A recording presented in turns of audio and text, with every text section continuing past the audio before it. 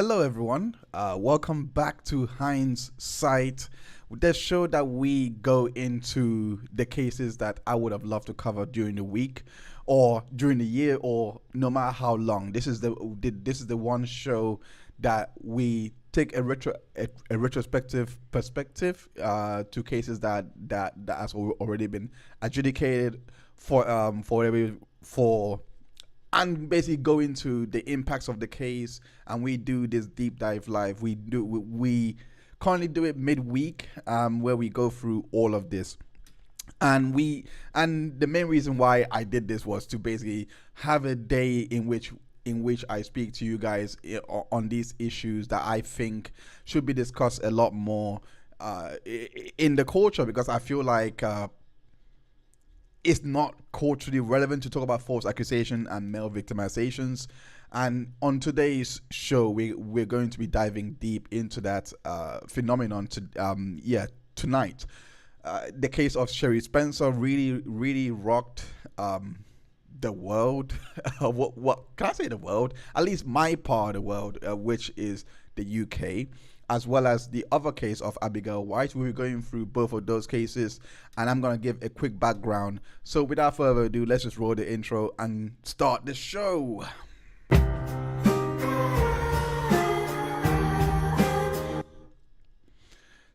Right, so for those that don't know, the case of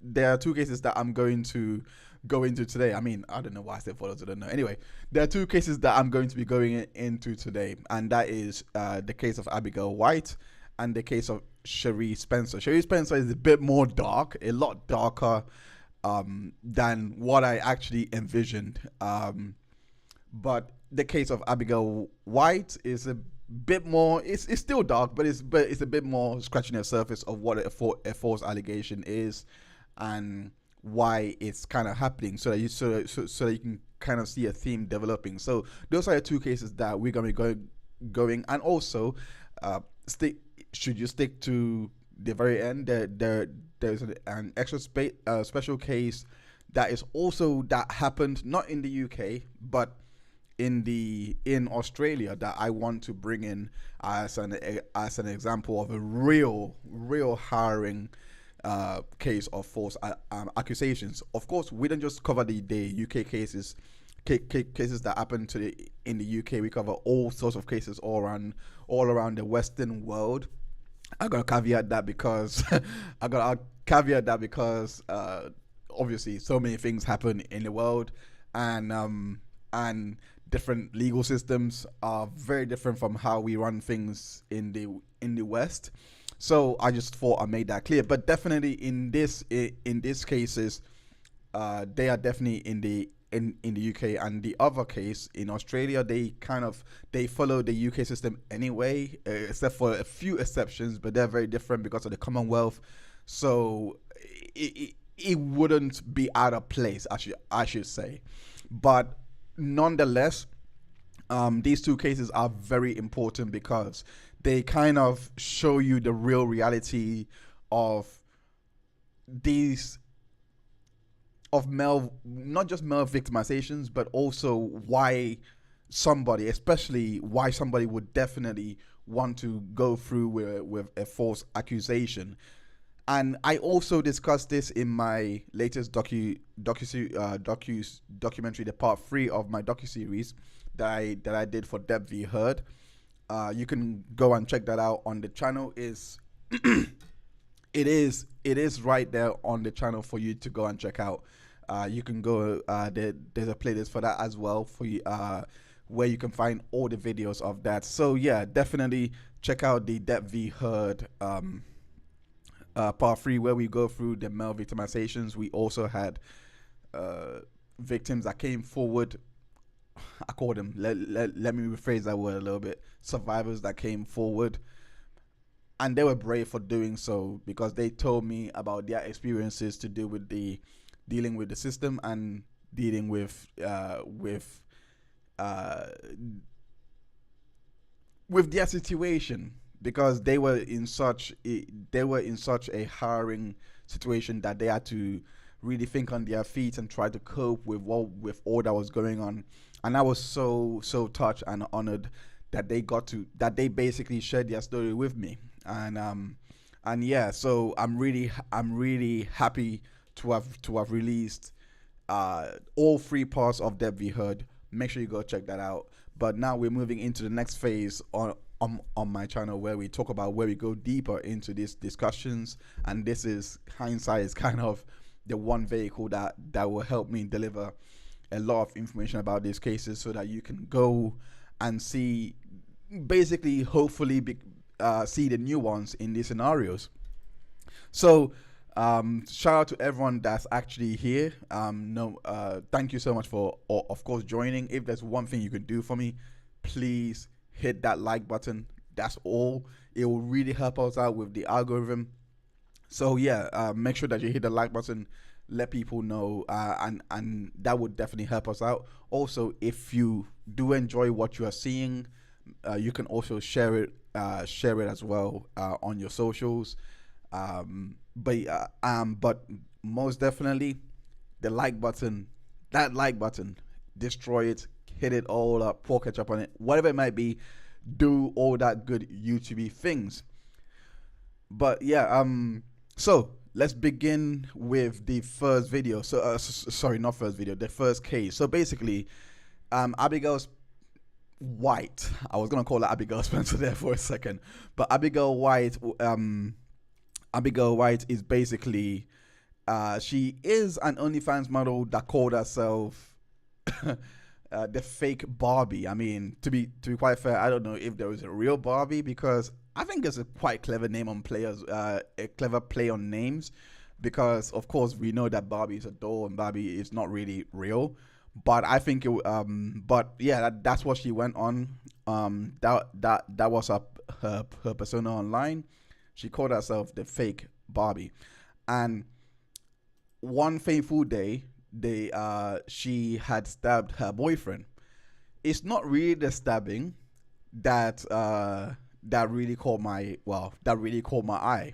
She has been sentenced to 18 years in prison, a minimum of 18 years in prison. So it's not life, but it's quite a long time. She has been sentenced to a minimum of 18 years in prison, at the risk of repeating myself.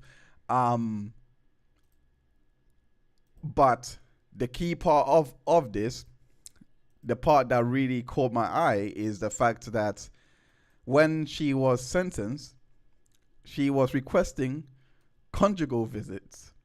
He said, Kingswood OnlyFans model who murdered her boyfriend upset the lack of conjugal visits in jail. So her partner is dead. She has been sentenced to prison, and she is requesting conjugal visits. So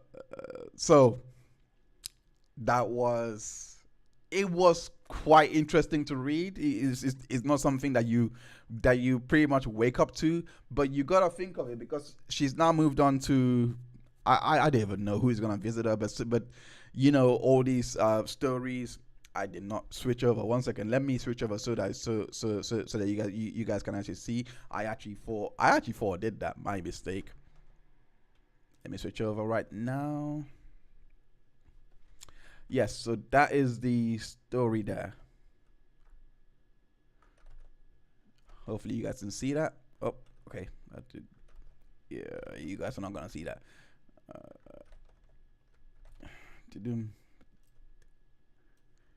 Okay. Also, guys, let me know in the chat how you're feeling, if you're enjoying yourself. Yeah. Let me try and get this up. Okay. I think that should do. Oh, okay.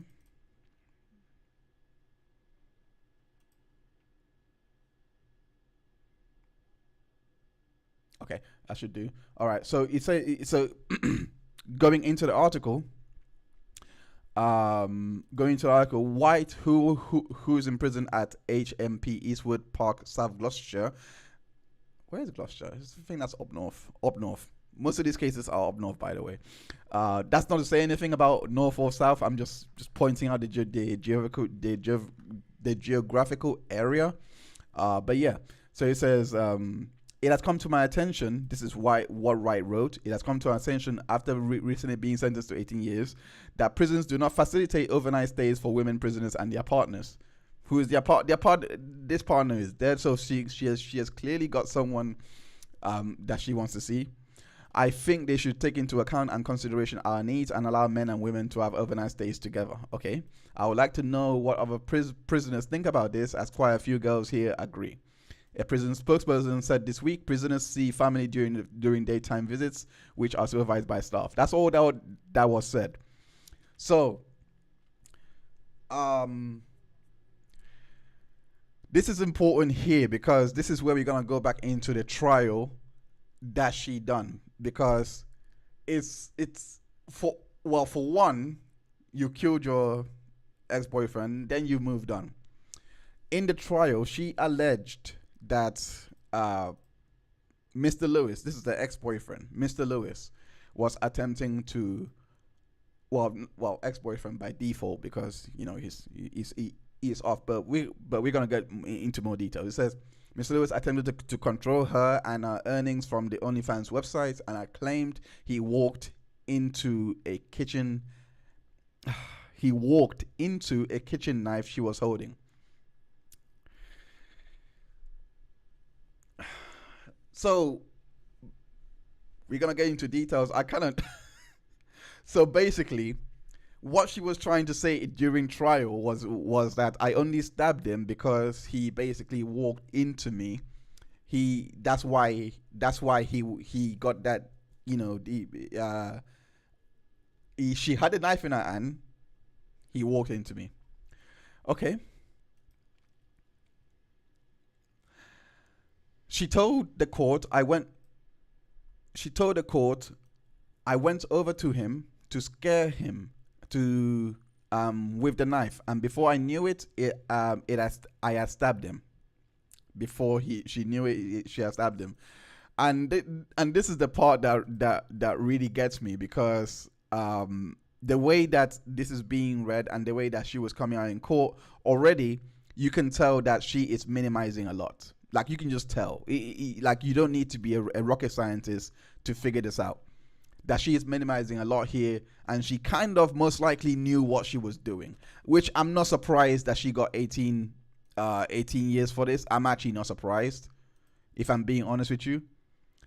18 years does seem very light in regards to all that basically has had happened and what we're reading here, because to me, but the part that I want to point out here is the control aspect, is what she said here, because this is now how those that are faced with incarceration, they tend to, especially when it's in an intimate partner, from what I've read, and maybe I'm jumping the gun a little bit. I am jumping the gun. I'm not going to lie. I'm jumping the gun a little bit. But from what I've read in regards to intimate, from what I've seen in the context of, and I want to be careful how I say this here, in the context of intimate partners, violence. This is not to say that victims, they are outright lying. That's not what I'm trying to say. But what I'm trying to say is that those that have been proven to be falsely accusing their partner, they tend to either engage in the act of DAVO, which is deny, attack, reverse victim order. Finally got that. Wow. Or they, from what I know, they don't do DAVO, but they really minimize their actions, which, to be honest, anyone would do. I will say that I think that this is something that this is not something that's unique to a certain gender. I think when your back is against the wall and you don't want to go to prison, I think you will say just about anything to get out of this situation that you found yourself embroiled in. You're gonna say whatever. Like, you're not going to be 100% forthcoming and you're not going to be like, yeah, I did it, unless it's really really bad. Unless that's the case, then yeah, you might be like, yeah, I might as well come forward. But to go forward with this case, with what is being written here, let me zoom in a little bit for you guys to see. Just been trying to let me see. I'm not sure if you guys can read that. Oh,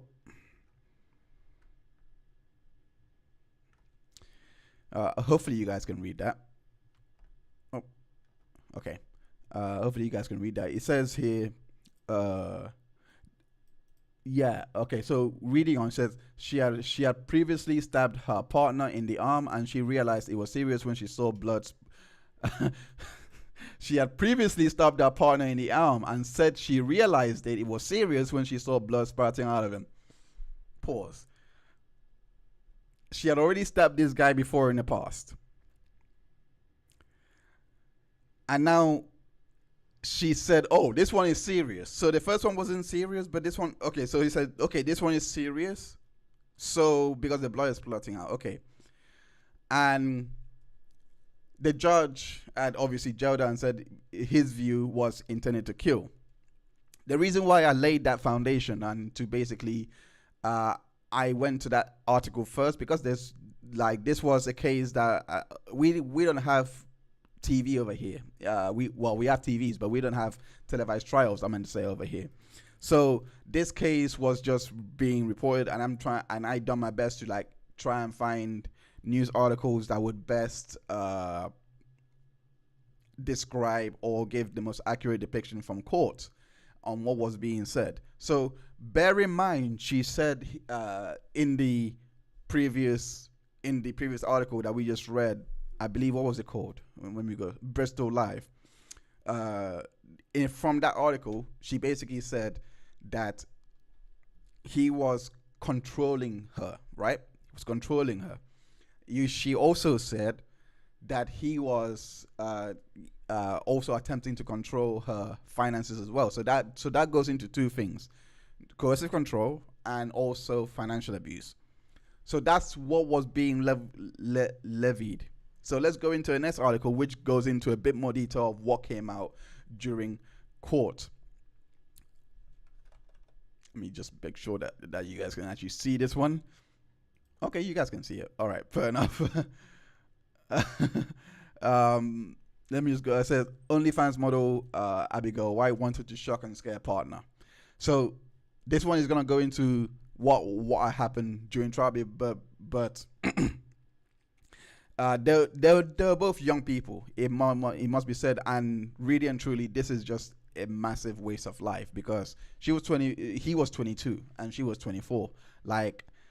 But we have what you're about to hear, in terms of why the stabbing even occurred, why the fight was even happening, is gonna blow your mind because it's the stupidest thing to ever happen, in my opinion. But we're gonna read on. Abigail White was arguing with Bradley when she stabbed him on the chest on the 25th of March. So that, for context, the 25th of March is 2022. Miss White denies murder but admits manslaughter by the reason of diminished responsibility. Okay. The jury told that hours earlier, Mr. Lewis had told Miss White that their relationship was over.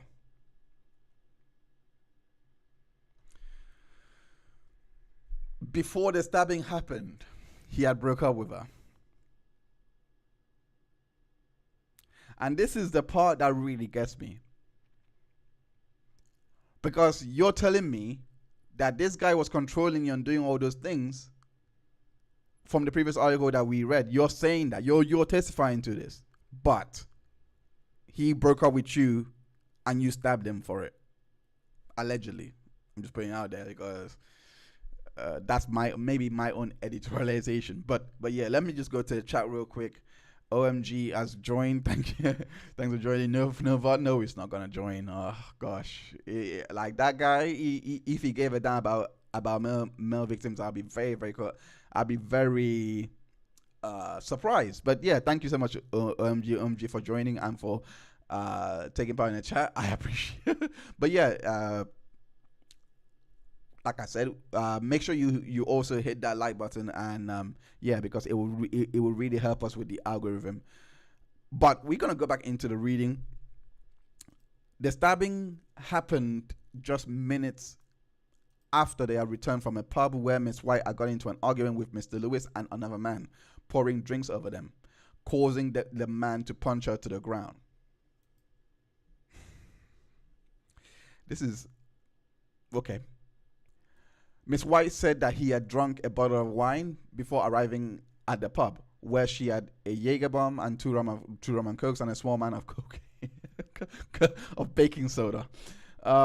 She said the argument had started after she felt Mr. Lewis had not stuck up for her during the riot at the pub. So basically, she's basically saying, she said in court again. Remember, it's control. That's what she's saying. It's control. He was controlling the finances. He was controlling all this. But as the case gone on, you can see that this story is developing, and the reason why they were even in this altercation in the first place is because she got into a fight, or got into a ruckus in the pub likely with somebody else, and then the boyfriend was likely trying to break it all up, and she was looking likely, I don't know, I'm just speculating at this point, but likely the boyfriend, the partner, was basically saying to her, let's not do this, let's just go home, blah blah. I don't know, I don't know what was said, but let's not do this, and then she threw a drink on both of them. That's what we just read. We were arguing. It was quite loud. I wasn't happy that he didn't stick up for me. About right. We were arguing. It was quite loud. I wasn't happy that he didn't stick up for me about what happened in the pub, she said. He was saying I was overreacting. He said I shouldn't have got upset by it.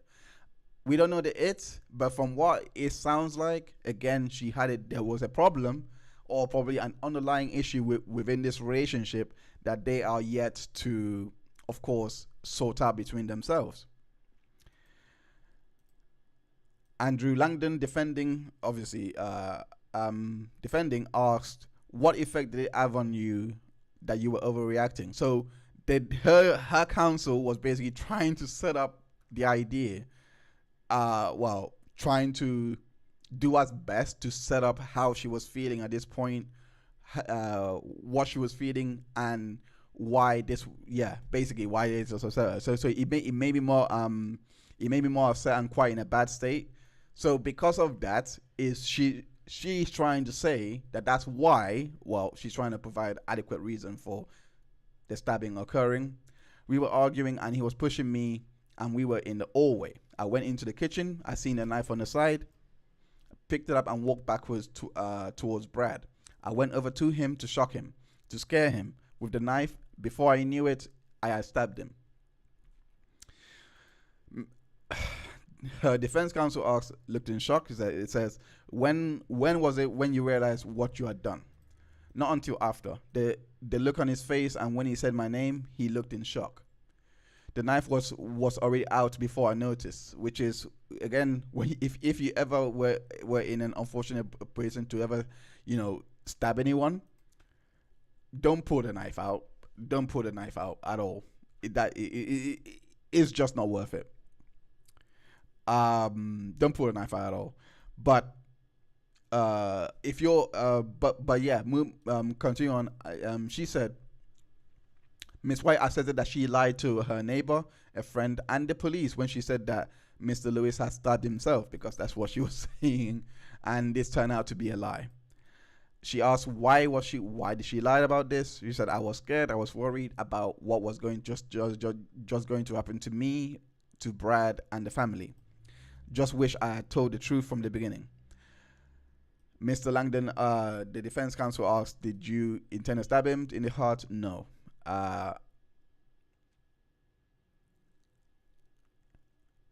The pathologists have found that it would have required moderate force in order to have caused that injury that would have required the fatal, like the fatal blow would have, it wouldn't have required that much of a force to kill him. So what they were trying to establish is it is plausible that he was running towards her and she just had a knife and then he just went into it. So there was no intent there. That was basically their case. To me, reading all that, I just think that when you lie in court, it's going to be a very, very hard hurdle to come back from. Like, at all. It's going to be very hard to come back from. And it was a single stab wound, but it was a very, it's like, let's just be honest. It was a single stab wound, but let's be honest. Like, if you're already telling the police, and everyone else, that so many people, by the way, that he stabbed himself, it's not going to bode well. It's already not going to sit well with the jury. If it comes out that it was the absolute opposite, it's already a losing battle, unless you have a really, really mitigating circumstances to say to the contrary. Like we covered in the Daniel Alves case, he was guilty as day because he even lied. For those that don't know, Daniel Alves is a footballer that was accused, that was taken to court for rape. Sorry, damn, YouTube algorithm, they're gonna kill me. He was taken to court for grape, and he basically lied and said he has never met this woman, he has not known this woman at all, and as the evidence come out to show CCTV going into the toilet with the woman, he then changed his story to say he was in the toilet, but he was in the toilet for 15 minutes or 10 and 15 minutes, something like that, because he had something wrong with his stomach, or he was using a toilet, blah blah. And then he comes out and say, "Oh, okay, I did have sex with a girl in the toilet, but it wasn't. But it was consensual, this and that." But this is someone he claimed already he had never met, and for this case, they even had his semen. Like, they had everything before he could even come clean and say, "Yeah, he actually, but it was consensual. Yeah, we had sex, but it was consensual." Only after his semen was found on the floor on the toilet. Because there's no way you can get your semen out no other way. So that case was wild. But I went on that little tangent on that case last week, episode 5. You can go check that out. 2 weeks ago. But I went on that to say, you're not gonna win. If those were the set of facts, if that's what you were testifying, no way you're gonna get acquitted. So going into the next part, in regards to this OnlyFans model murder, Abigail White, she basically said, she basically said in the court, and this was the last article that we read was on the 14th. This is the 17th. Let me just go back in time a little bit. Let me actually see what day that would have fell under. October 2022 would have been on a Friday, on a Monday. So this is on a Monday. So this article that we're reading was printed on a Monday. So this means that, yeah, they were in court that day. And the last article was on a Friday. Moving on, it says Abigail White told the court that she was angry and upset. That she was angry and upset, but I didn't want to hurt him or kill him. She stabbed Bradley Lewis, 22, in the heart on the evening of 25th of March at their home in Kingswood near Bristol. Miss White had admitted manslaughter by diminished responsibility, but denies murdering Mr. Lewis. The 24-year-old, moving on. Okay, so the question that was being asked by the prosecution was basically saying, you went into the hole and you went up to to Brad and you thrust the knife at his chest, didn't you? Yes, but I didn't realize I'd done that after. Okay. So that's what came out in court. So she basically admitted. Oh gosh, you see the change of story. You see the change of story. At first, it was he ran into me. I was just standing there with a knife. He ran into me. Now, now, after the jury have gone home and had time to marinate and sit on that information that they just received about this woman, and saying that she was scared of him, she was all those things. Now he comes back into court, and you're reading that she went to us for you. She went up to him and thrusted a knife on his chest. She says yes, but I didn't realize I had done it until after. Everything you just said in the previous days is just gone out the window now. Literally gone out the window, and I cannot. I cannot believe. I cannot believe it. To be honest, I can't believe she actually didn't think this through, because you must have. I mean, but anyway, moving on. The candor to lie, like. But anyway, moving on. The prosecutor suggested to the defendant she was angry when she stabbed Mr. Lewis and meant to hurt him. She says she definitely was like, no, I didn't. I really didn't. Blah blah blah. I think when you again, we're gonna get into this. I'm gonna try and unpack everything here. Let me just read everything, because I get ahead of myself a lot. So I'm just gonna continue reading. It says here, you intended to, in your anger, to hurt him or even to kill him, didn't you? No, I didn't. It was just over before I even thought. The OnlyFans model who earned up to 50 grand a year from the website, that's not really a lot of money over here. It's not like what the Americans are making from doing it in the States. The Americans are making big bucks. I mean, there's a murder. Coincidentally, there is an actual OnlyFans murder case that I'm gonna cover on this channel at Ketchup Court. I'll see you there. But yeah, it'll be. I'll be, once the trial has been set, the day has been set, I will be streaming that on the channel. But ironically, in that case, it came out her earnings was actually 1.8 million that she made from OnlyFans. So when I see 50 grand, that's not a lot of money. That is not compared to, like, that's big time. But moving on. That was a little tangent. Moving on. It says, I picked up that knife in anger and upset, but I didn't want to hurt him or kill him. In anger or upset. Remember, she said she was scared just a minute ago.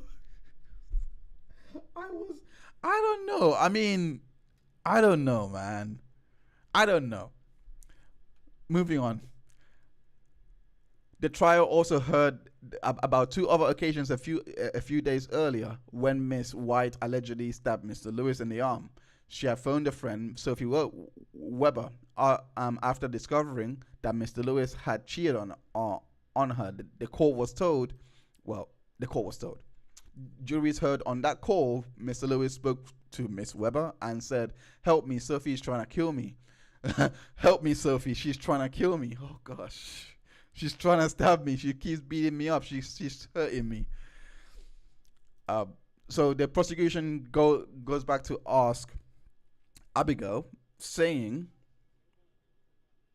what were you saying to him or doing to him that led him to ask Sophie for help? Nothing like that. I was just crying, really upset. I don't remember him speaking on that call. The trial previously heard that hours before the stabbing, Mr. Lewis, who died in hospital, had told Miss White their relationship was over. He was injured minutes after the return from the pub where Miss White had been arguing with Mr. Lewis, another man. So, right. Those are all the articles that I could find on Abigail White. Well, that at least it wasn't a long cold day, to be honest, but it was pretty much cut and dry the minute she admitted to it. To be honest, it was pretty much cut and dry. But to bring everything back into context, right? Because this part of false accusation is what we call well, not what we call, I don't know why I say it like that. It's what is known as, I believe to be alibi, right? I believe this is, they want a reason, like for doing something, justification, etc. I think that falls under alibi, because there are other reasons for false accusations to occur. False accusations is really understudied. So there isn't really reliable statistics out there. 3% to 6% is what is being touted as the actual figure of false accusations actually occurring. But for this particular, for what we just read, let's just put everything into context. They went to the pub. They for some reason they were arguing. This Abigail was arguing with the guy at the pub. The boyfriend, according to her, said, "You're overreacting. Let's go." I'm putting that in there, but that would be what I'm thinking of immediately if they just went home after that, right? They were already arguing at the pub. She threw drinks at them, as we read in the first article. No, second article. On the 14th, as we heard, she threw a drink on both of them, and so she was already rowdy at this point, and she had no problem putting hands on people. And this is a stranger, by the way, and her partner. She had no problem putting hands on them to actually put the drink on them. We learned, unless I misread, so I'm gonna put out a caveat here and say allegedly. Let me go back to the article, because he does say here. He says here the trial also heard two other occasions a few days earlier, so it's not the same day as the pub, when Miss White allegedly stabbed Mr. Lewis in the arm. So she had no problem putting hands on this guy. And based on everything that we just gone through, it seems to me they came back from the pub. They were in the house, and this guy just went, "No, I'm done. We are done. We're over." That's when she grabbed the knife. She was angry, and I actually believe her when she said, reading that, I actually believe she actually can't remember that he was saying that on the phone. I actually think that the minute that the stabbing actually happened, she went into a state of shock. I think that's actually believable.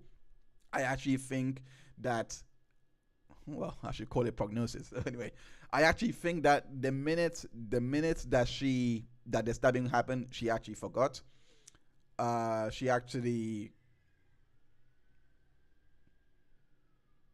It blanked out of her mind. I also think that she most likely would have been under a lot of stress as well, which would have also, at this point, knowing that she just stabbed this guy. But even before that, she was angry as well, which also contributes to stress, and also it's very, very likely that she would not remember certain parts of that event, or the reason why she did it. Because I'm reading that, and they're trying to say that, and she's like, nothing. I don't know, all those. I can actually say, yeah. But the part that I want to get on is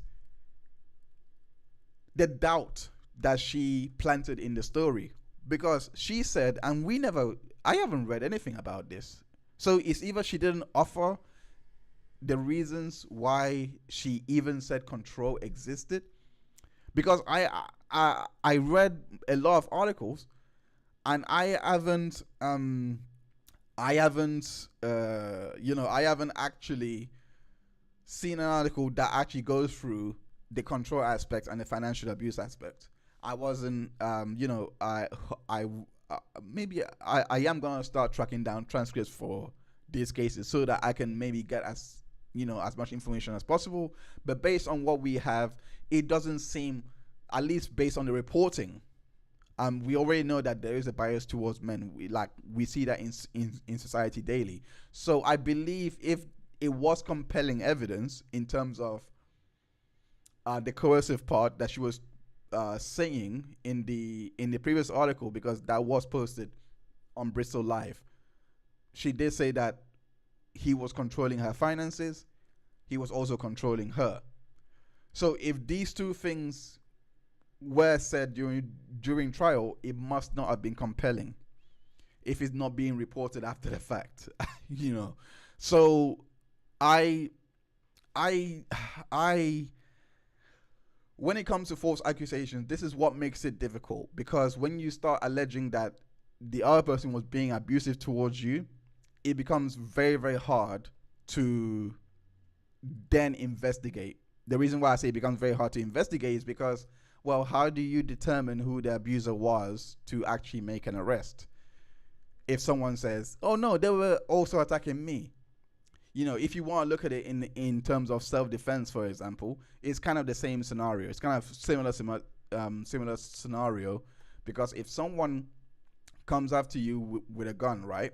Like you have a gun and someone pulls a gun on you as well. I can see that being equally, and then you die, and then the person that was shooting you, I can see why it would need to determine who had the gun first and what they were intending to do with the gun before you shot, or so to establish your intent. I can see why that's an issue, but the main thing here is obviously the case. Sorry, in the example that I just gave, you have a gun. That's easier to litigate, or even in a fight, fist fight, etc. That's easier to litigate. When it comes to abuse, very hard in terms of bringing together the evidence, especially when it's more of in a coercive aspect, tantamount to not tantamount, just opposed to physical abuse and all those things. It becomes very murky when, especially because then if she alleges that he has been hitting me, etc., right, for X amount of time, it's going to be, again, difficult, because then you're gonna try and say, well, does she then have justification because of it happening for this amount of time? Does she then have justification to continue or to react in this way? At least, again, is to try and establish, I think anyway, to try and establish fairness, because you're supposed to, at least a tenet in the law, I'm not sure how closely they follow it, but everyone is innocent until they're found guilty, until the facts are presented, etc. So looking at this, I can see why it's nuanced, and I can see why it's difficult when it comes to false accusations to be like, oh, that's, oh, it doesn't happen a lot. Like, I can see why people would want to minimize it, because it's like, yeah, but there is a reason why that those lies may even happen, because some victims do lie, but then the truth will come out. like there are those situations. But this is not that case. That's not what I'm trying to say for this case. This case is clear cut, because the minute that you found out that you stabbed him in the arm to a few days prior, no, of course he's going to leave. This guy is 22. The guy is not like let me scroll up here. This is what it looked like. I mean, I'm not gonna be that guy, but he's not bad looking. I mean, pause. He's not bad looking. He could move on if he wasn't there anymore. I mean, I'm such a guy right now. But the point I'm trying to make is I can see why. I mean, they were obviously in love at one point. I can see why that loss would kick in.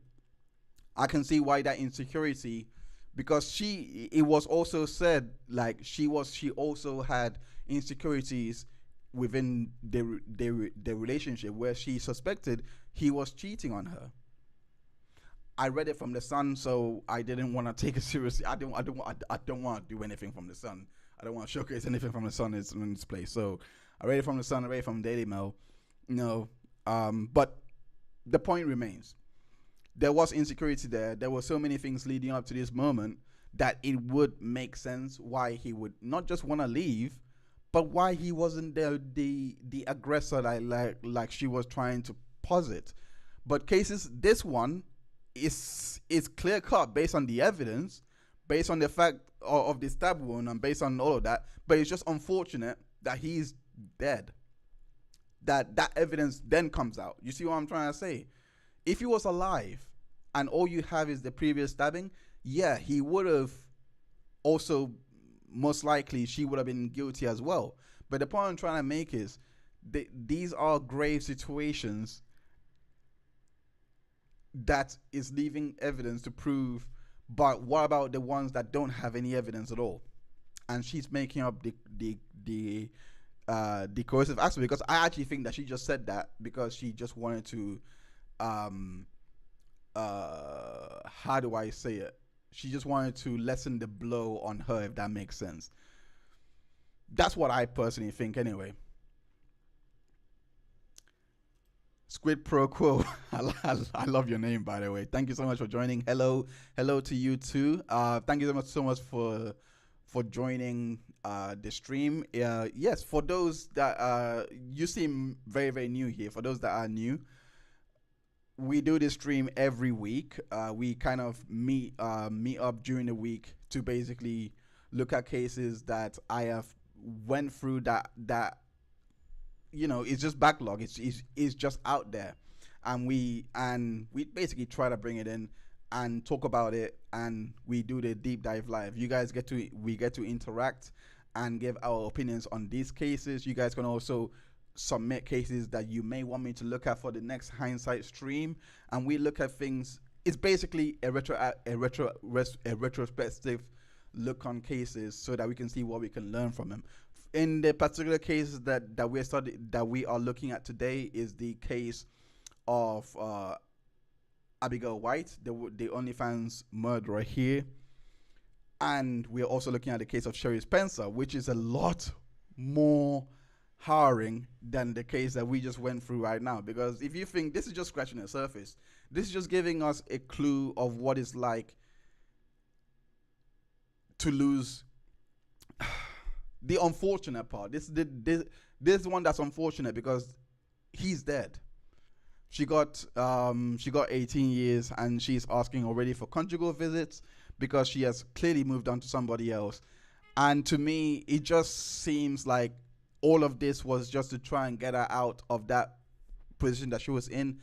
I don't think that she really, really, cared about this. I'm a new subscriber. I look at cases of false accusations and medical kidnappings. Ooh, okay, welcome. Thank you for stopping by, Squid Pro Crow. But and thank you for subscribing. You will definitely make sure you hit that bell button so that you can definitely get updates on our live stream. I am covering a lot of I'm covering cases to do with accusations and defamation for this year. It's I had done a docuseries on Amber Heard and Johnny Depp. You can go check that out on the channel, and that's where I basically covered, showed, or at least previewed the amount of work that I look at when I look into an accusation. I have also spoken to someone who has been falsely accused in the state of, damn, I just forgot. Oh God, let me give me a minute. I think it's near Ohio. I literally, it just escaped my mind right now. But his name is Troy Charles. Is it Virginia? No, it's not Virginia. But no, his name is Troy Charles. The live stream is still up, but I am going to be putting that out because he came with the facts.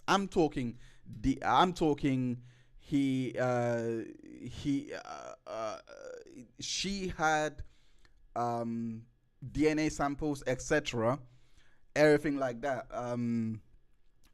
He had basically evidence to show that it was a false accusation, and I'm going to basically show that when I have the video ready and put out, because I'll be talking to the individuals that have been in this particular situation. But right now I am literally bringing out a lot of cases to do with false accusations, and we'll be talking about it on stream. The next week, sorry, not the next week. Next week we are looking at the case of Eleanor Williams, who had falsely accused, but it's the societal response to Eleanor Williams. We are also looking at that next week on the show. On top of that, there is so much in the pipeline. I can't wait to show you all these cases that I found, because I think that the false accusations has to be talked about first. Then we go into the legit accusations so that you can see how really simplistic it really is. Well, not simplistic, but it can be nuanced. There is, of course, sorry, it can be very difficult to pass through. Sorry, that's what I meant to say, not nuanced. But but it it is obvious sometimes. It really is clear cut sometimes, and I want to show and demonstrate how clear cut it is, and that gray area, so that you can better navigate through it. But yeah, thank you so much for subscribing. Hopefully you would get to hopefully you like what we put out here. So going back into it, so now we're going into the case of we're now going into, let me get it up.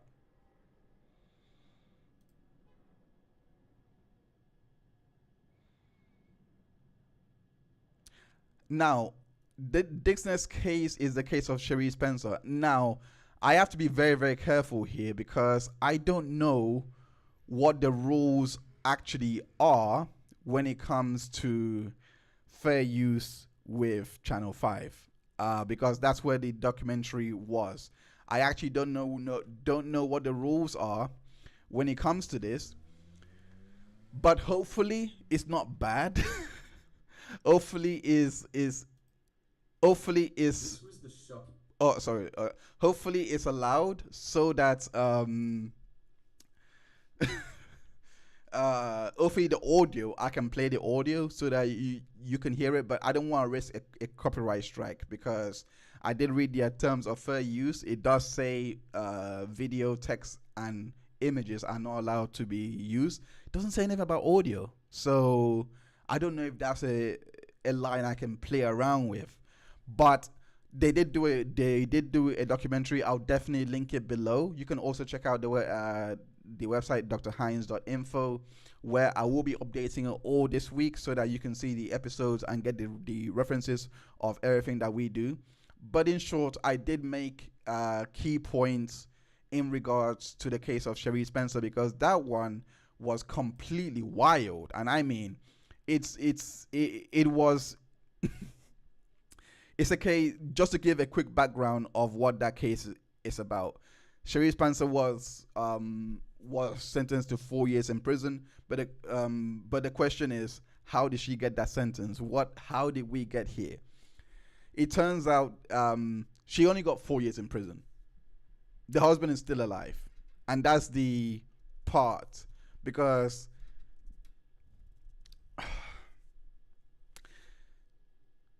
in the case of Cherie Spencer, she has been abusing the husband for 20 years.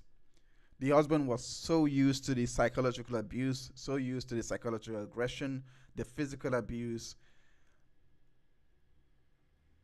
And in the documentary that they'd done on Channel 5, they done their best they basically got interviews with the police officers that were on duty. They got interviews with the that were seeing through the case, doing the investigation.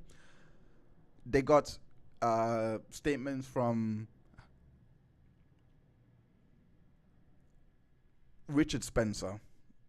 Damn, Richard Spencer. But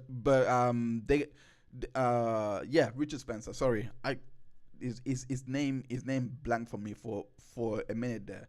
But the documentary is called "My Wife, My Abuser." My wife, my abuser, and this is the case of Cherie Spencer. So basically, what she used to do is humiliating, and I mean, she really broke this guy down. You really need to watch the documentary. I don't want to risk copyright strike, so I'm not going to show you any parts of it. To be honest, I could be wrong with the loophole that I think I found, but I could be wrong. But I'm not gonna risk it. but I did write the key points from the documentary, that it is it's staggering. It's staggering. I am starting a Discord, so when you have a Discord server, it is actually a bit easier to go around it, because simply put, you're not really publishing it to the world, so it's a bit easier to make it personal. So I am starting a Discord server, so when that does start, we'll be watching things like this, and and it wouldn't be an issue. I would say legally it wouldn't be an issue, because it's not necessarily being reproduced, etc. So, but yeah, that's basically the plans to come forward. I'll be announcing the server very very soon, so that we can watch things like this. But basically, she used to at one point, and I believe this was 1354 in the video, she basically would grab eggs and crack it on his head. Then the recordings that for further context, the boyfriend had recorded her 36 times. And the reason why he was recording her was because he was hoping that she would change. And he started doing it simply because of the fact that the abuse was extending to the kids. And I don't want to say, I just want to clarify as well, just to clarify, when I say extending to the kids, I don't mean in the sense that she was abusing the kids as well. I don't think that was what was happening. It's not really been disclaimed in the documentary that she was really doing that. I don't think it was but the kids were witnessing it. So that's as far as I know. So I just thought I made that clear, that I don't think that's what she was doing. But the kids were witnessing the abuse. She even said, it's good that your kids were seeing all of this, because you're such a bad person, etc. May have not an accurate and direct quote, that might be, but you get the idea. Let me go back to my notes. She also, at one point, she grabbed a wine bottle and hit him in the ear. And there have been, I was able to capture, can I show the image? Well, it is on Google. It is on Google. But let me actually show it.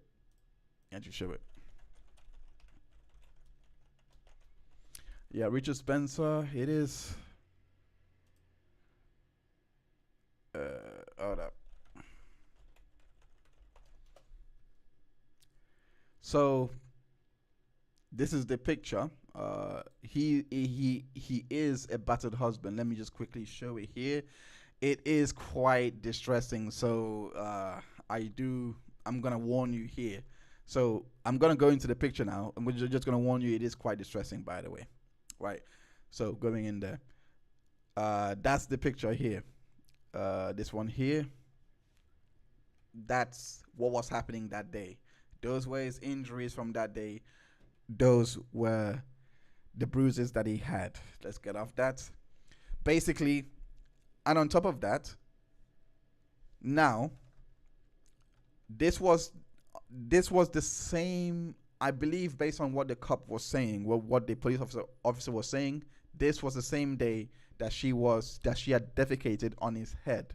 I'm talking squatted down and pooed on this man's head. So we have already got the eggs, and we've already got the and now we have the poo. This guy, she was humiliating him, basically.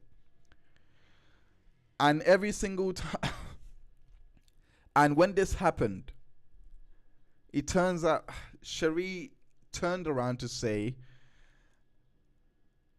that she's going to say that he was drunk, that he was the one hitting her, that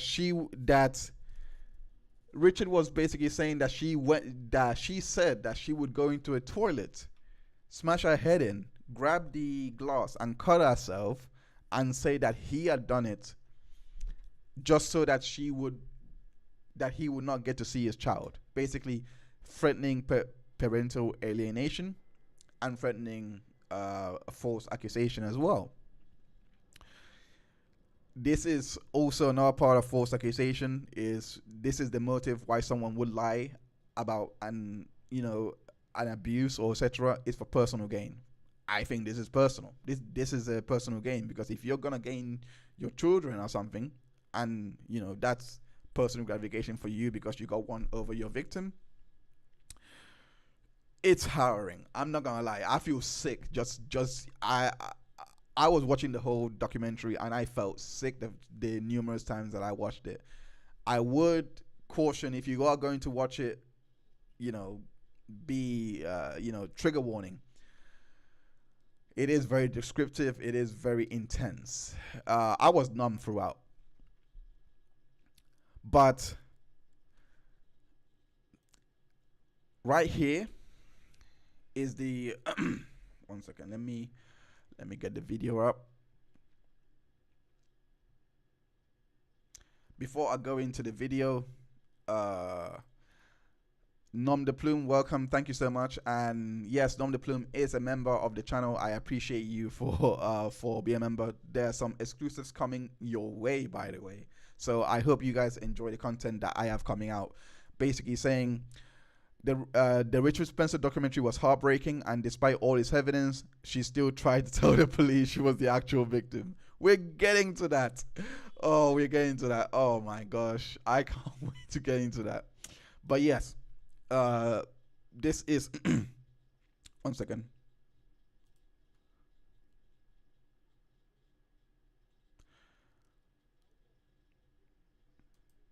Okay, so right here, I'm just sorting out the. Okay, so right here is the video. Let me try and get it up. Okay.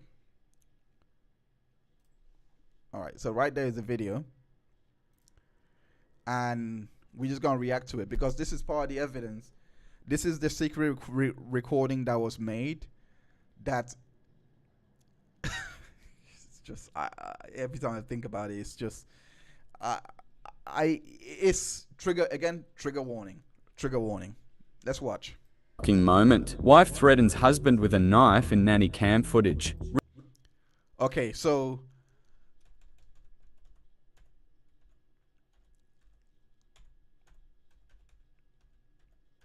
as we said, so this was what was going on. This was one of the nanny cam footage that was showed to the police. Wife Cherie, who would batter a form boss, was jailed last year after Richard presented officers with 43 images of his bruised body, having secretly recording the incessant abuse on cameras installed to monitor their children at their home in Bubwith, East Yorkshire. At one point, during a rage, Spencer smashed a wine bottle over Richard's ear, leaving it permanently disfigured. On other occasions, Richard said she would tell their eldest child to tell the neighbours daddy's hitting mummy or that daddy's a nasty man. Okay, so right here, this part right here is Richard felt his harrowing experience at the hands of violent partners, but Cherie tried to block it. But what if reverse is the case in this story? And what you're holding in your right hand. Okay, so this is the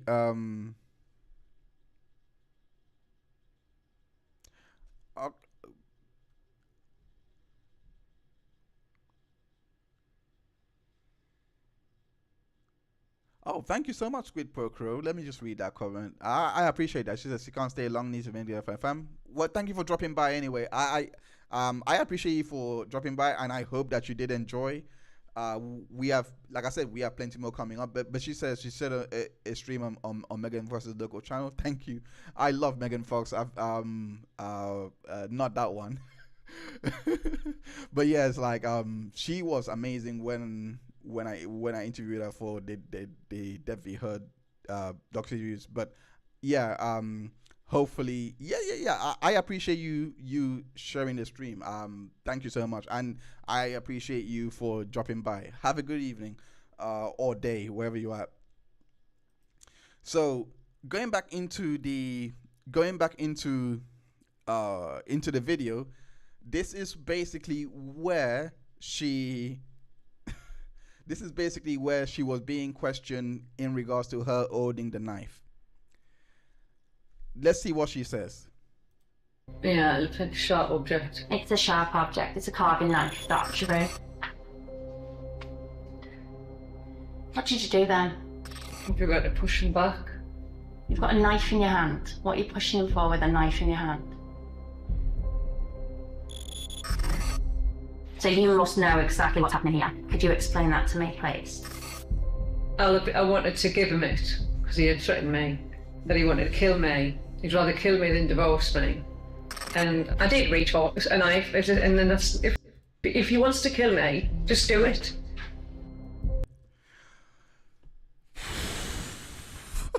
God. Oh gosh. Okay. So as you can hear, the reason for her doing that was because she said that Richard was gonna kill her. Richard, this guy has got evidence upon evidence. What is not shared here is there was another part of the documentary that was basically saying that recap. She was basically saying, damn it. Before this particular incident, in regards to the knife, she was basically reversing everything that was going on. She was basically saying that Richard was the abuser, that Richard was abusing her for so long. This made the detectives really, because they know the background, but now that she's alleging abuse from him, it became very worrisome. So they asked her,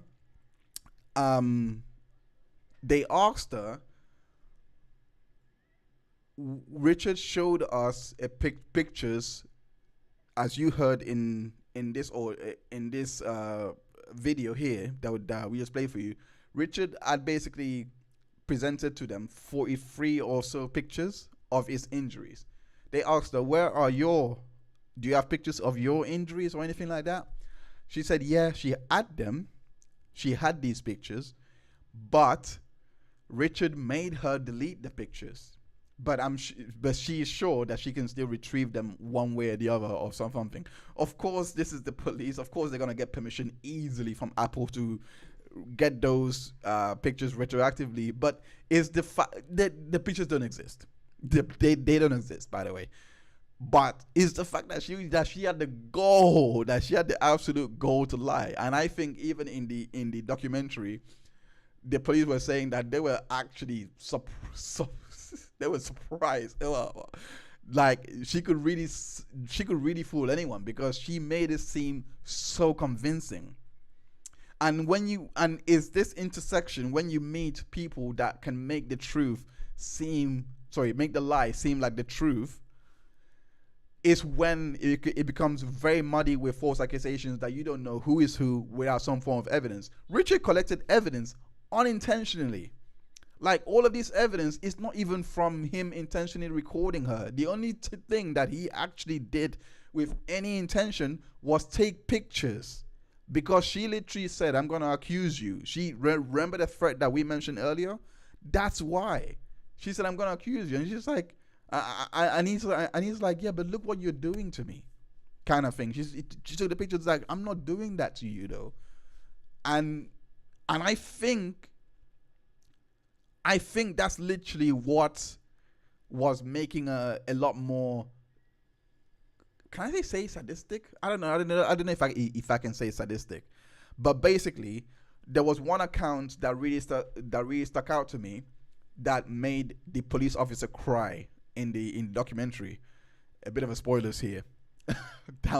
Maybe I should have gave a spoilers warning, but you need to go watch it. I'll stop there because I didn't issue a spoiler warning. I will stop there because I'm only going by, it's already out here. So if you want to go watch the documentary, I'm not going to spoil it anymore. But the publicly available injuries is only what I went on today.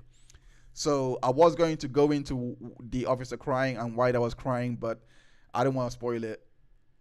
Do go watch it. But it was, yes, one of the officers really was crying, and it was the most credible case of psychological abuse, physical, that I've ever seen. Like, legit. If you're thinking Amber Heard, like, this girl is, yeah, it's the same ilk. I mean, come on, there's poop in the case. Like, when I heard this case back in February 26th, 2022. So this was before he went trial or anything like that. It was just being picked up, and they were doing the documentary or something like that. I didn't look into it at the time, but I was always meaning to. And this, again, I'm glad. I'm kind of happy I didn't. In hindsight, in hindsight, I'm kind of happy I didn't, because waiting for all the facts to come out and now doing it in this format with you and bring out all the information that they have gathered and brought it out, rather than just put out something back in 2022. 2023. Sorry, when I first heard this, not 2022, 2023, because that's when I first heard it, for February 2023. Looking at it in hindsight, if I covered it back then, wouldn't have done it justice. But looking at it now, with the research that I have and the knowledge that I have now, I feel like I can cover it a lot more easier. And there are so many references to cases like this. Like, Abigail White is one of them, but she, on this level, the one thing that happened in court with Abigail White, the one thing that happened in court was she came clean in court and said, yeah, I actually stabbed him, blah blah.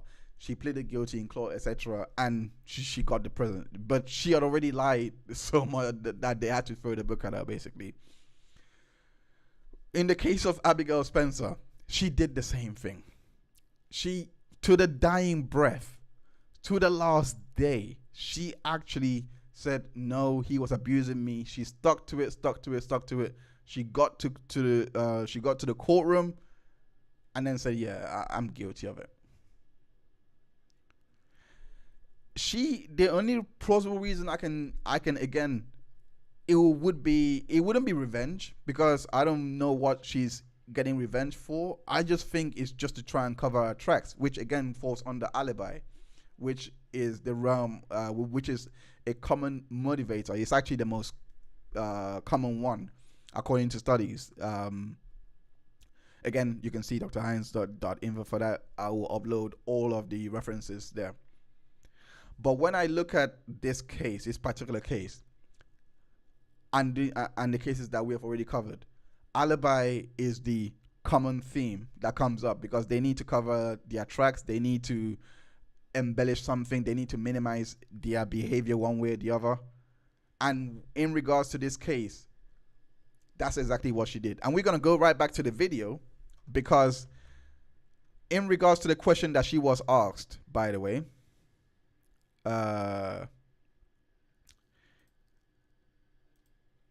that's the one. In regards to the question that she was asked, remember, she was asked that question in regards to why were you holding a knife, and she said that Richard had given it to me, and she said she was giving it to Richard, and she was saying, Richard, you kill me with it, I can't put up with all these years of abuse anymore, kill me with a knife. Basically, she was basically begging Richard to to basically kill her with it, because she was basically saying I was reacting to it. The detail that was I was reacting to it, right? Hold on to the word reacting, because it's very peculiar that she's saying that detail is what makes this part golden. Shame it takes that level of violence. So what had basically happened here, the police had basically made a mistake. The person, the officer had put it on mute by actual accident. He had put it on mute, and that's why. But that little mistake is the reason why they got the confession. I mean, the audio, it wouldn't have mattered anyway, to be honest. Like, it wouldn't have mattered anyway. Sorry, not confession, the false accusation, because this is clearly 101 false accusation, 101 Davo, as Nom de Plume has just said here. Yes, she was Davoing on him. Yes, absolutely. It's clear cut. It's clear cut here. It's clear cut Davo, because every single thing is him. She said, I was wanting a divorce. That's why he was beating on me, etc. This man never asked for a divorce. This man never asked for anything. And she said that she gave him the knife in that because she wanted him to kill her so that the abuse can end. If we think about, like, the best example for this, the best example I can think of is, again, going back to the Johnny Depp and Amber Heard trial, because we remember that disturbing audio that we got to hear in regards to where Johnny Depp wanted to cut himself. That flies in the face. I mean, you can tell, like, he's a victim here. Like, I have never seen an abuser say, I'm gonna take my life. Saying, I'm gonna, like, he's breaking up with you. He's already broken up with you. We've got enough evidence for that in that case. We've already got enough evidence to show that Depp had broken up with her, because he said so. The abuse allegations came up. They were in the hotel room. He's like, you've already taken everything. There's no point. And then he was gonna unalive himself. When I look at that, and then I'm looking at this one, and I'm like, you're begging him to kill you? Okay, I can understand it in that context, but you don't. The way that we saw the video, the way that she was waving around and stepping up to him, that doesn't fly. And I'm surprised she even tried it. I'm very surprised. But these two cases are, it's just maddening to me. In terms of what she went through to put through this false accusation. So Nom de Plume says, was it a mistake? By playing it a second time with the audio proves you. Yes. No. Okay. So the mistake was not the audio or the playing of the audio, but it was that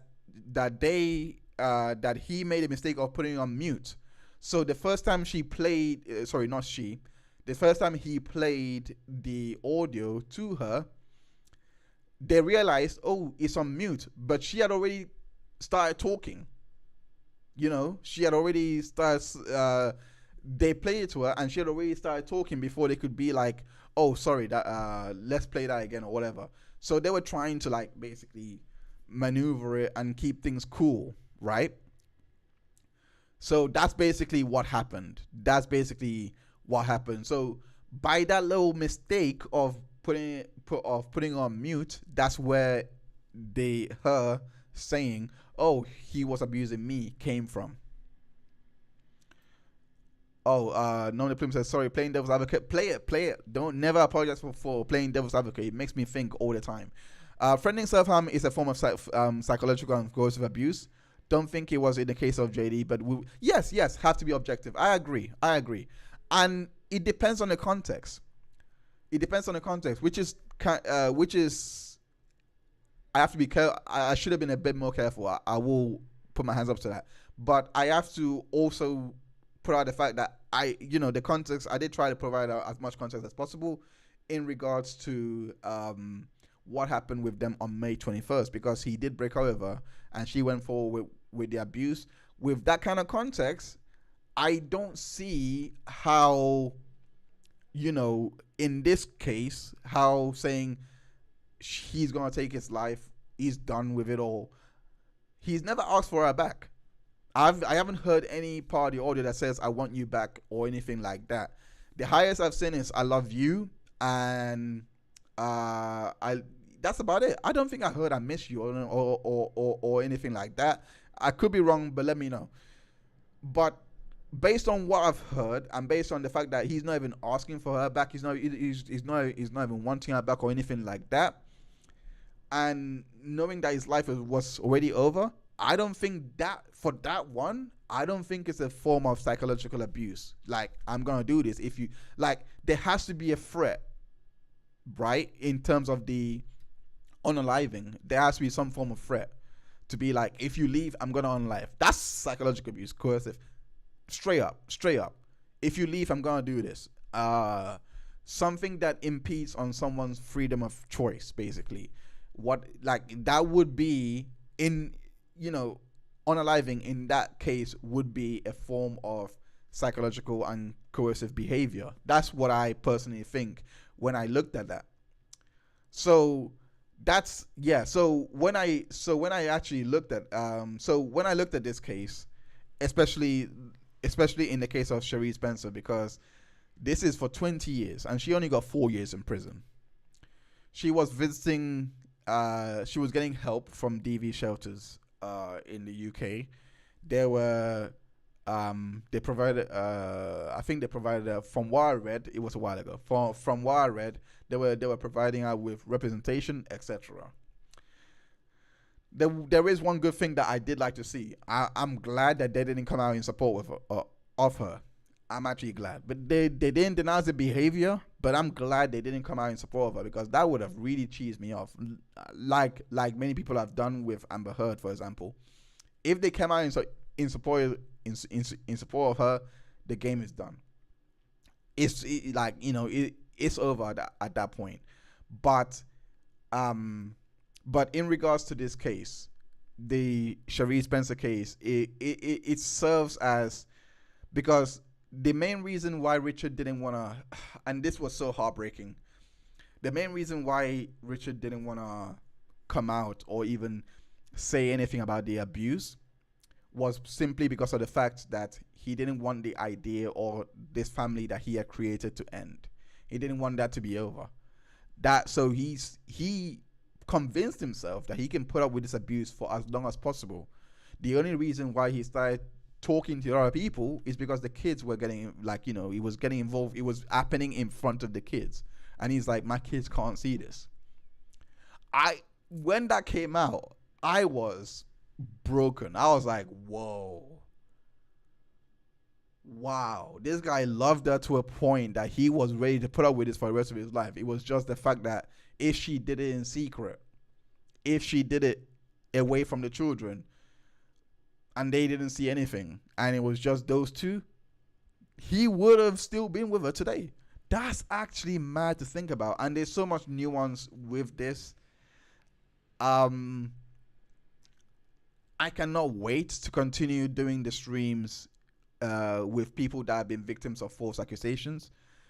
I want to also, going forward, especially for the channel, I'll be doing a lot of content in regards to, like I said, false accusations. I'll be doing and also victims, etc. I'll be having a lot of guests over. But yeah, every hindsight stream, we'll be streaming every week. We'll be starting a bit earlier as well, around 18:30 UK time, which is 6:30 p.m. UK time, which is 1:30 p.m. US time, and wherever time zone that you're in. So the times are changing for the for these hindsight streams, but definitely we will keep it going. Let me just read the chat real quick, because Nom de Plume has basically said, I suspect if he had stayed with her, he would not still be alive. I actually do think, and that's the sad part about this case, because it would have likely resulted in that. If you watch Cherie Spencer throughout all these interviews, she just seemed cold. She seemed like she was completely out of it. Like she just couldn't feel a thing. So I do think he would have gone to the point in which she would just done it, and maybe a different story. Would she get away with it? I doubt it. But but I do think that if he had died, you would have seen her in prison for longer. But the fact that she only got 4 years, it kind of makes sense. I mean, it's how domestic violence is. Like, it's very, for cases like this, it's very rare to see it go to the fullest extent. Let me not say rare. It's just, it doesn't happen often. I'll just put it like that. Rare makes it sound like it's like a blue moon or something. It just doesn't happen often where you see the maximum sentence being handed down. I'm not, like in the case of Danny Masterson, for example, not domestic abuse. I completely understand it's rape. It's a grape. But he got 20 to 25 years, I think, based on the accusations of what he done. Like, that's a very long time for, I believe he had 2 or 3 accusers, something like that, trying to go off the fly. But yeah, so sidetracking there, I'll be doing spaces on that. So if you're on Twitter or X, where it's called now, you can follow me on there. I'll be for all Sunbergs and it's a user that I know. We'll be doing a spaces together on the 26th with a paralegal on Friday night, in regards to the Leah Remini case and the Scientology cases. So if you're interested in that, come and join. But definitely next week we shall be back with another case. I will be stepping on my promo for this channel now that I have a lot more time, and I am now in my groove. I know I have not been speaking with you guys for a very, very long time. And again, I'm sorry for that, because by the time that my channel should have been, on the growing trajectory after the Jonathan Majors trial, I've had a lot of work to do to get the Depth v. Heard work out of the way. And now that that's out of the way, I can't wait to release a lot of the content that I have been sitting on for quite some time. So all the, like I said on previous streams, all of the interviews will be out starting this week. Next week, all of them will be out, and then we'll go into phase 2, which I'm going to tell you what phase 2 is all about. Phase 1 has been about just scratching the surface, getting the allegations, getting the defamation, all of those in, and showing how people can lie and why this happens. We covered the Tory Lane case where that happens. Again, we were just scratching the surface. And we're going to go deeper and deeper into this iceberg. The one thing that must be said is, also, just before I forget, I have an interview with an individual that I'm going to review in due time, but I cover that case on this channel. I cannot wait to give that review to all of you. Let me read the chat. She will probably only serve 2 or 2/3 of that year for sentence. Where's the justice? Where's the deterrent?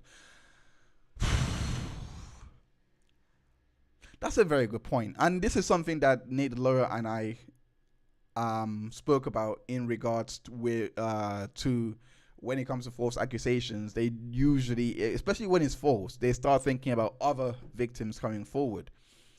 They start thinking, oh, well, because this is false, then there's we can't do anything about it because the next victim might not come forward. And so the deterrent, again, like I said, we're covering Eleanor Williams next week, and what had happened with her is a great deterrent. And it's disgusting what's the other narrative to this, and I cannot wait to go into that case with you guys. Sorry about that. I had some McDonald's before this. Hopefully, with that particular case, bringing out all the details from that case, hopefully, you guys can see why this false accusation happened, because there's a considered effort that I believe is so bad right now, because they're trying to vindicate her. And if you don't know the case, if you don't know anything about this case and why why I'm saying, like, if you don't know anything about this case, their when I say their efforts, I mean interest groups are basically trying to pass her off as a credible victim, even though she has been proven not to be that in the court of law, but apparently she was. So we're gonna look into it on here after the case was done, discussing the great implications from that case. But in regards to this case, the implication again is one of those ones, because of the perception of male victims in society today. It's very hard to really digest it and really take it seriously, because whenever you see a man on your TV screen speaking about things like this, it does fall flat. I mean, I'm just looking at how Drake Bell is being treated right now for coming out against someone, even Brian, against someone that had been, sodomizing him, molesting him. He came out with that, and I've seen some people defend Brian Peck online. I've seen it from a certain Amber Heard crew or whatever. But the perception is real, and in the next case, I'm going to bring out a lot more research and studies so that we can try and understand why that's happening. I want to make these live streams as rich with information as possible, because again, as I really believe hindsight is, I really believe, even though hindsight is 2020 and we would like to do this, etc., but the main thing is we have to accept what is in front of us and arm ourselves with knowledge so that we can go forward and make better informed decisions. I'm gonna make that shorter, by the way. I'm gonna come up with a snazzier slogan. But the point remains. I really want to wouldn't say raise awareness, but it is raising awareness. But at the same time, I really want to really bring out as much information as I have in the cases that I cover on this stream, and hopefully put on a show for you guys so that you guys can also interact with me. Let me guys know, speak about what's going on in your life, etc. Engage with you guys. This is the perfect time to do it and get to it. So without further ado, I'm gonna close out on here. Thank you everyone that has been tuning in. Nom de Plume, I appreciate you so much. Thank you so much. Once again for being a member. Squid Pro Crow, I love your name, by the way. That name is legendary. Thank you so much for tuning in and for utilizing the chat and for also sharing the stream. OMG, thank you again for tuning in. I will see you guys on the next stream. Take care of yourself. Have a wonderful evening. And yeah, I hope I have altered your taste. Take care. Bye-bye.